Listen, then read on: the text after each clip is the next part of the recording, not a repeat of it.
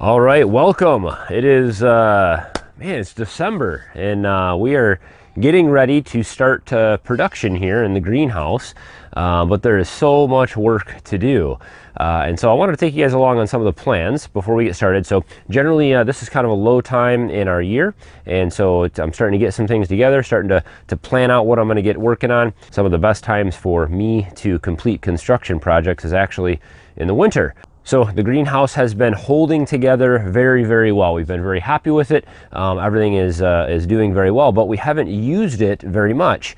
Last year we didn't use it very much. We did maple syrup and other things inside here, but it's time to get started with some growing. I would like to grow in here, possibly all throughout the winter time, but at least February, March, April, and May. So I need to get some heat in here. And so we're going to talk a little bit about the raised bed that we're going to build. And we're going to talk a little bit about the sugar shack that I'm going to attach to the far end of the greenhouse down here for our maple syrup operation, but that will also connect to the greenhouse a heater, a boiler, a wood boiler that will heat a thermal mass in the greenhouse. I'm hoping some tubing with some water barrels and things like that. That will just keep the temperature in here maybe above 40 degrees. That's all I'm looking for. These planning videos, I like to do these with all the big projects that I do because I get a lots of great feedback from you guys. So while I'm going through all this stuff, be thinking about maybe how would you do things differently, or what would you do? And leave those in the comments down below because I'd love to hear from you guys. I take all those ideas together along with my thoughts here on the ground, and we'll make some decisions together and hopefully make a better project all in all. So let's take a look around here. All right, so we're at the doorway here looking down the greenhouse. What a mess. Look at this. We got grass growing in here. I wonder if I could take care of that with a goat. I even bring a goat in here. It might eat all that away. And we've got kind of a mess. We've kind of stored some things in here. There's the old maple syrup evaporator. Hasn't been used since last year. Extra table in here, all of our maple syrup tubing and things are just kind of been thrown in here and stored in here. So this is the end of the greenhouse that I just kind of threw together. I didn't really do a nice job on the outside of it, and we'll take a look at that in a minute. And so I decided to put the extended building on this end of the greenhouse. And so I think that'll be the nicest way to go. This is also the field on the other side of this where I bring all my maple syrup in from all the maple trees are back there. So we'll be removing the windows and all this paneling and the fans and the cement board, and we'll be taking the evaporator out of here, and we'll be taking all this stuff out, and we'll be going to build a building on the other side of that wall. But right inside here is where I'm going to build a giant raised bed. So I threw those braces up in the spring last year. It was a windstorm coming through here in I think it was about April, maybe May. 50, 60 mile an hour gusts of wind, and this greenhouse was rocking back and forth. So I came in here, nailed those on there to hold it from side to side a little better. I was getting nervous. Turns out it wasn't really needed, but it did help a little bit, I think. So the plan will be to put a giant box. So the box will come all the way down here, a raised bed, down to this pole, and then come over and go all the way down the other side. So I figure about 4 feet wide, so it'll be maybe 2 feet on each side of this post, and then about 14 to 16 inches deep, all the way down to the third post down there. We'll have a support that'll go across in the middle and then at each end. But instead of using kind of a traditional lumber 2x6s, 2x8s or something like that, and instead of using pallet wood, which I've done in the past because it's a time-consuming thing for this large of a raised bed, I'm going to use some timber. I'm going to actually cut down a few pine trees we've got to thin out in the back that are real small, kind of scraggly looking pine trees. We'll cut a few of those out, and I'm going to build kind of a log cabin style box here where I'll notch the corners all together and maybe use some lag screws to secure everything together. And then we'll build a nice big raised bed box. We'll fill that up with compost and some peat moss and some sand, our nice soil mix, and we'll get that sucker in here ready to grow once we have this place warmed up. So coming around the back side of the greenhouse here, you can see why I want to tear all this paneling off. This was just a temporary thing, something I had laying around last year to cover this greenhouse up, but we've got our IBC tote and our barrel back here we use for maple sap collection. this awful cluster of random pieces of stovepipe that I found in the woods. That will all come out, and this is where we're going to build our sugar shack. So it will be right in the back of this building. The plan is to build the building almost entirely from pallets. I'd like to do pallet walls, pallet roof, possibly pallet siding if I can do it right. And the roofing itself will be metal. I would just get some nice metal roofing to put on the top of it.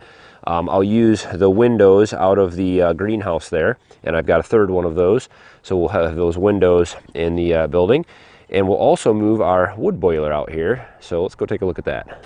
All right, so we've got the old outdoor wood burner. We have not been using it since we got our new indoor wood stove. I drained all the water out and disconnected it. So this is a huge boiler. And what I'm gonna do is we'll take this right out to the greenhouse there, and I'm gonna build this right inside the sugar shack with just the door here. This front door will be on the outside of the building, so I can feed it from the outside, so I don't have the flames or anything like that inside the building. I can just come right along with so I can just walk right out along the outside, grab wood from the stack outside and throw it right in there.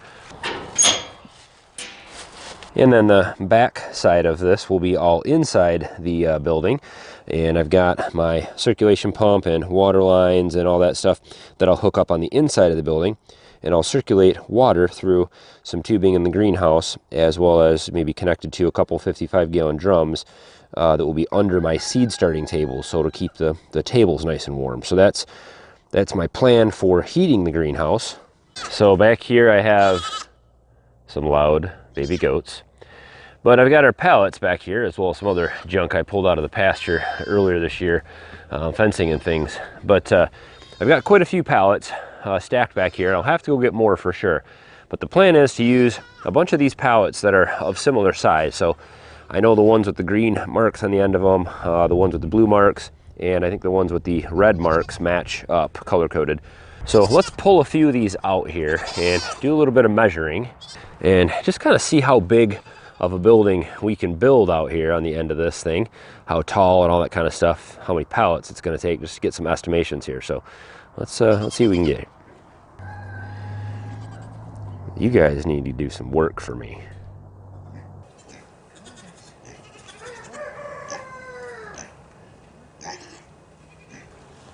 Come this way.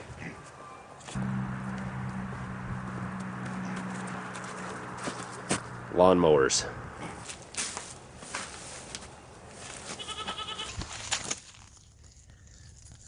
There you go. Eat it all. I think I may have found their new home for the day.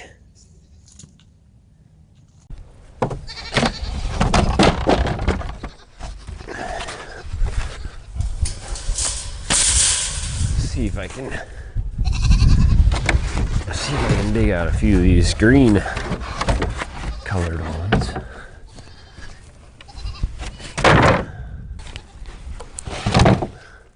The hardest part when you're doing a project like this is finding matching pallets. They all have to be exactly the same size or this isn't going to work. These ones are 41 inches wide and about 54 inches tall. Let's take a couple over there and see how they'll lay out as walls. So I figure I've got two options. I can run the walls like this. I prefer to do this because we've got the 2x4s going straight up, similar to a regular stick construction home. The 2x4s support the weight of the building and the roof and direct all that weight down to some type of a footing. As far as the footing is concerned, on the bottom here I may have to just use cinder blocks. Put a cinder block underneath, maybe one on the bottom between each pallet connection, you know, and on the corners, so that they all have a place to sit, and it'll be fun to level the ground out when it's frozen, but we'll use a tractor for that. So so I can do this, put one like that. That gives me 54 inches to here. Put another pallet on top of that up to here and connect those together just like I did with my pallet animal shelters. Keeps all the weight right on these 2x4s. They connect right together. So that'll give me 108 inches tall. Is that tall enough? The other option, I suppose, is I could do them long ways this way. That would be 41 inches plus 41 inches, so 82 inches. That would be a little bit shorter. You just, what, 6'10". That seems a little bit too short. The only advantage to doing it that way would be, of course, that I could break the slats off of a bunch of older pallets, and I could use those slats as siding on the outside, and I could run the slats this way. So start at the bottom, and then you have one at the bottom, then you overlap the next one, and you overlap the next one, so that they make kind of like a shake siding, like a cedar siding or something like that. That would be a free way to side, but man, would I have to break apart a lot of pallets. So that'd be a nice way to go though, but I'm not liking the support structure quite as much.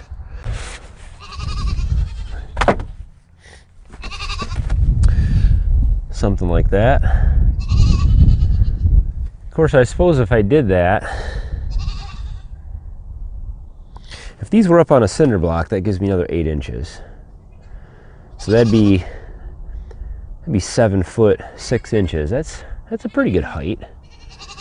Might not be too bad. The weight of the roof, it's a pretty big roof. Weight of the roof down on these slats.